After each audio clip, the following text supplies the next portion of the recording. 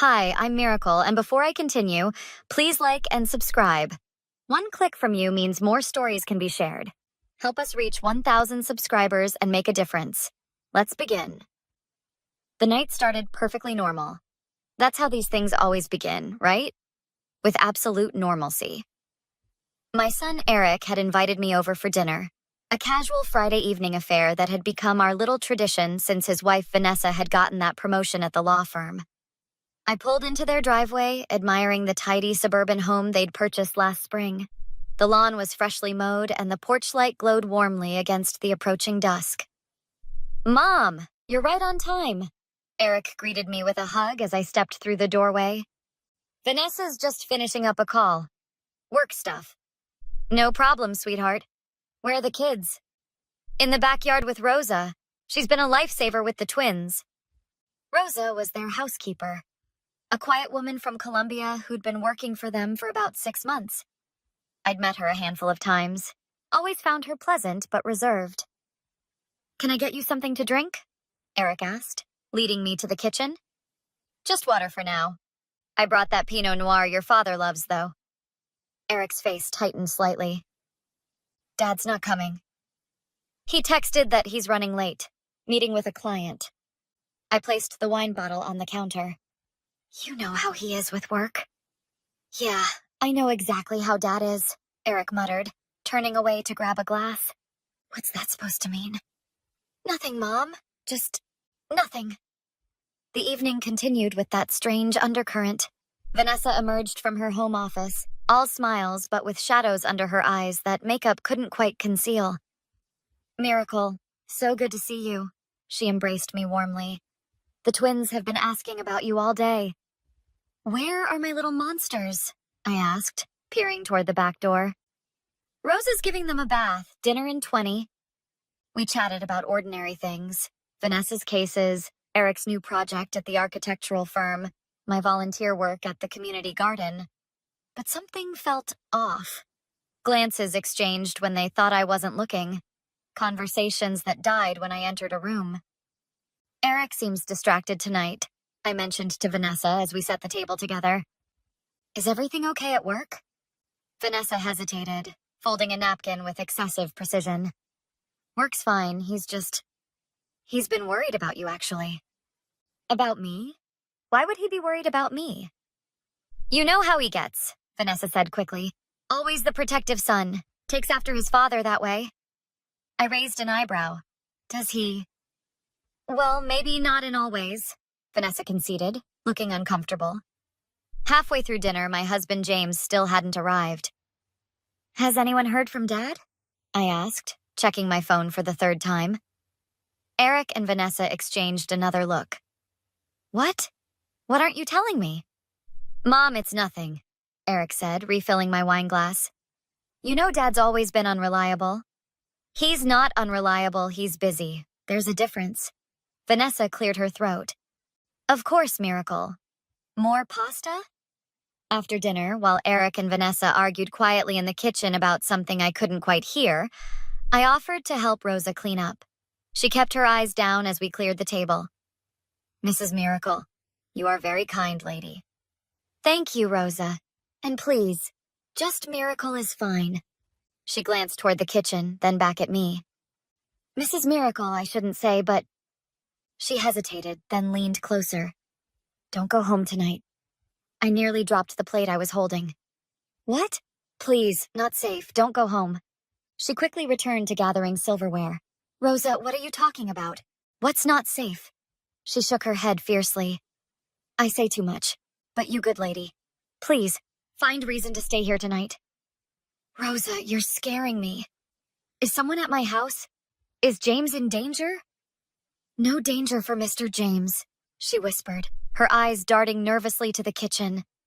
"My cousin, she clean for neighbors. She see things, hear things, not good things." Before I could press further, the twins burst into the dining room, freshly bathed and in their pajamas. "Grandma, will you read us a story?" 7-year-old Emma asked, tugging at my hand. "Of course, sweetie," I said, distracted by Rosa's warning. "Read the princess one," her brother Jack demanded, bouncing on his toes.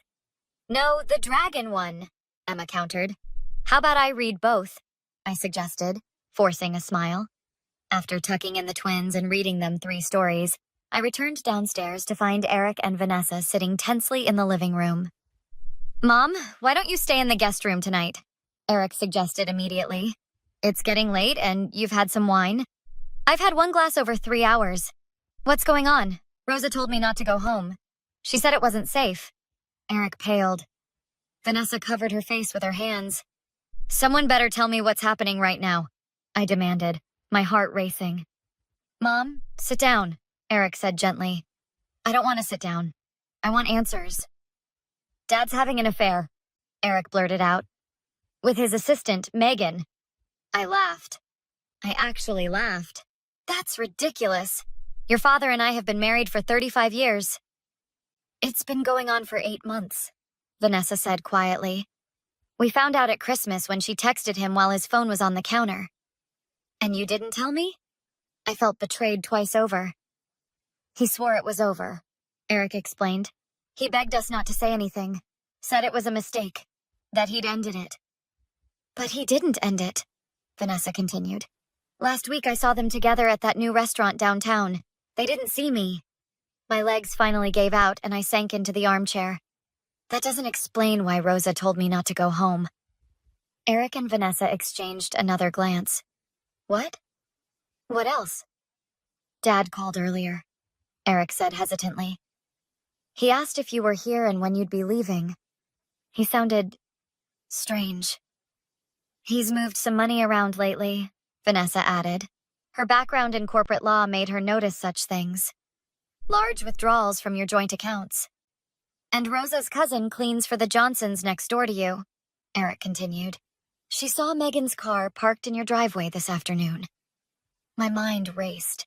James had been distant lately, working late. Weekends suddenly filled with client meetings, a new wardrobe, the classic signs I'd somehow missed or chosen to ignore. I need to go home, I said suddenly, standing up. I need to see for myself. Mom, no, Eric protested. Stay here tonight.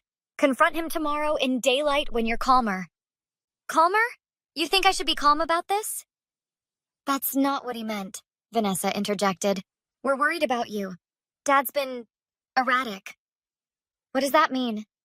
He's been drinking more, Eric explained. And Rosa's cousin overheard him arguing with someone on the phone, yelling about money and divorce papers. Divorce papers? The room seemed to tilt. Give me your keys, I demanded, holding out my hand to Eric. If you won't drive me, I'll go myself. Mom, now, Eric. You're upset, Mom. Let me at least come with you, he pleaded. Fine, I relented, but I need to do this tonight. I'm coming too, Vanessa declared, grabbing her coat. You shouldn't face this alone, Miracle. What about the twins? Rosa can stay with them. They're already asleep. 20 minutes later, we pulled up across the street from my house. Megan's red Audi was indeed in the driveway. The lights were on downstairs. I can't believe this, I whispered. We can still go back to my place, Eric offered. Deal with this tomorrow. No, I've been blind long enough. I'm coming in with you, he insisted. No, this is between your father and me. Mom, I'm not letting you... Eric, please, I need to do this myself. At least, let me wait nearby, he compromised. Just in case. Fine, but give me 10 minutes alone first. He reluctantly agreed to wait in the car after I promised to call for help if anything seemed dangerous.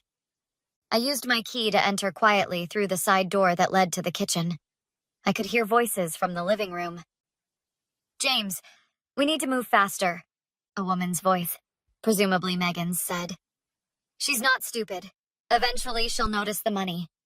She hasn't noticed for months, my husband replied. Miracle trusts me completely. That's her weakness. And what about the beach house? When can we list it? Next week. I've already moved the deed. She won't have any claim to it. And the divorce papers? Filed yesterday. She'll be served on Monday. I felt sick. The beach house had been my parents' retirement home. They'd left it to me when they died. It wasn't even in our joint names. How had he moved the deed? What about your son? He suspects something. James laughed coldly. Eric? He's too caught up in his own life to interfere. Besides, once we're in Belize, it won't matter what anyone thinks. Belize? My head spun. I must have made a noise because suddenly the conversation stopped. Did you hear something? Megan asked. I didn't wait. I walked directly into the living room. Hello, James? Megan? They froze like guilty teenagers. James recovered first, standing up from the couch. Miracle, you're home early. Am I?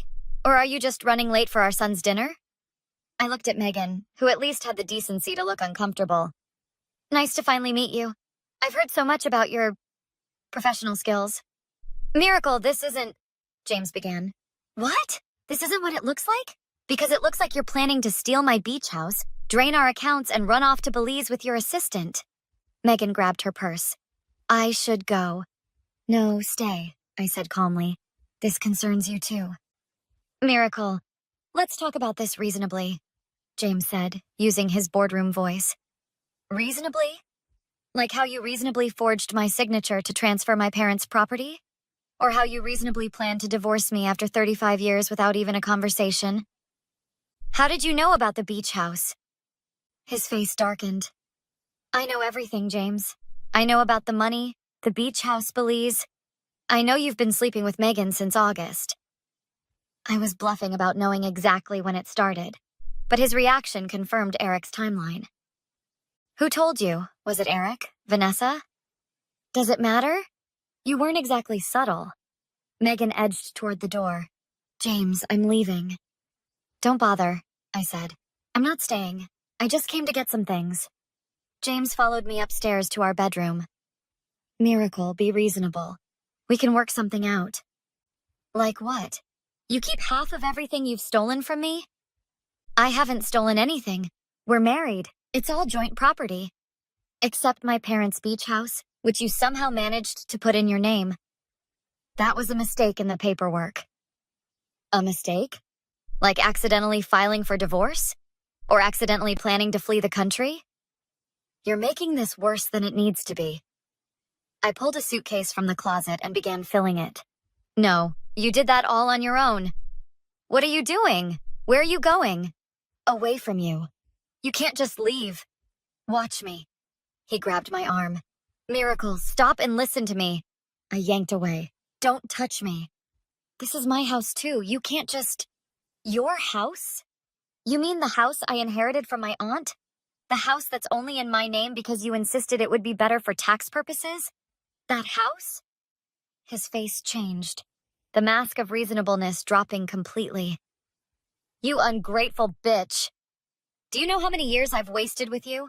Living your boring suburban life? Going to garden club functions and community theater? No one forced you to stay, James. And leave with nothing? After all I've put into this marriage? I deserve compensation for my time. I laughed bitterly. Is that what Megan is? Compensation? Megan understands ambition. She doesn't just want to grow tomatoes and bake cookies for the neighbors.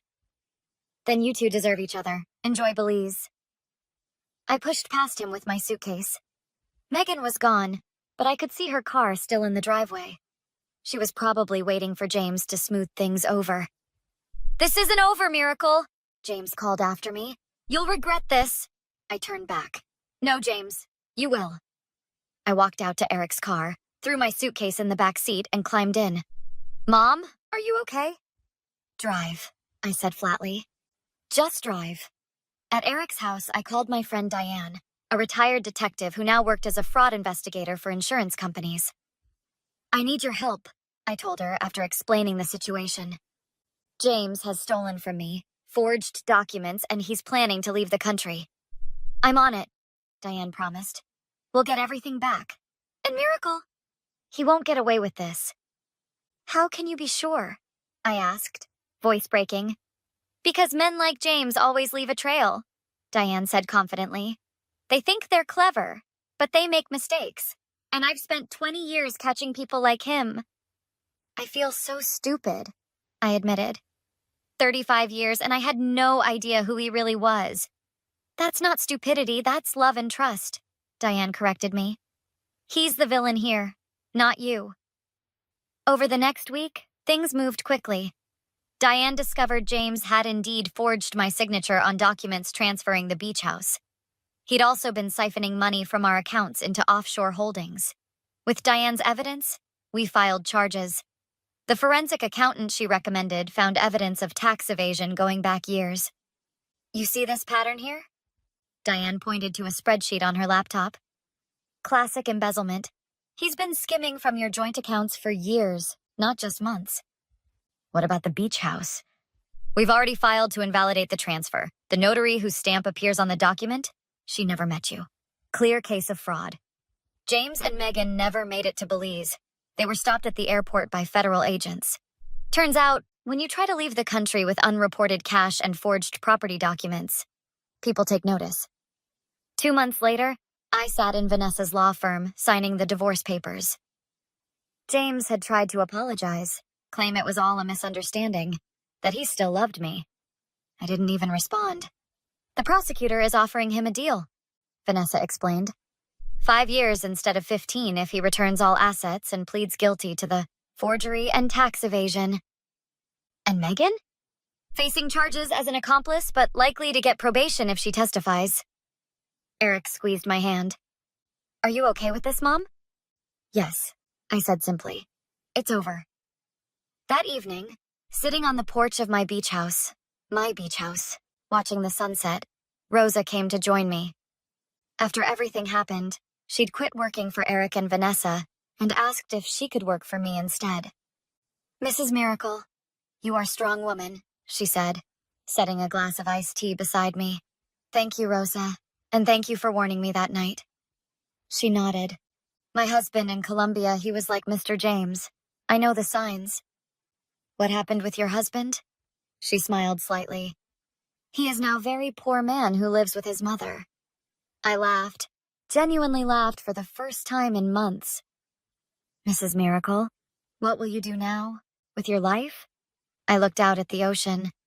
I don't know yet, but I know I won't waste any more time with people who don't value me. This is a good plan, Rosa nodded approvingly. The sun dipped below the horizon, painting the sky in shades of orange and pink. 35 years gone, but somehow, I felt lighter than I had in decades. Rosa, I asked, watching the last light fade. Do you think some betrayals are too deep to ever forgive? Or are we supposed to find a way to let go of the anger, even if we never let that person back into our lives?